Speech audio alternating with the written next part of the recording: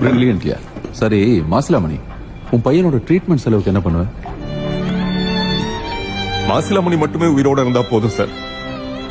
இந்த தண்ணியில விழுந்தவங்களை காப்பாத்துறதுக்கு வாயோட வாய் வச்சு ஊதி அந்த மாதிரி மூச்சை மட்டுமே கொடுத்து முடிஞ்ச வரைக்கும் காப்பாத்திடுவேன் சார்.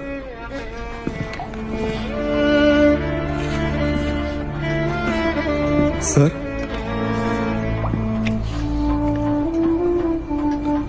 எதுக்கு சார்? வச்சுக்க, அதுல உன் பையனுக்கு ஏதாவது வாங்கி கொடு. இப்பதான் சார் காந்தியோட சிரிப்புல அர்த்தமே மாறி இருக்கு.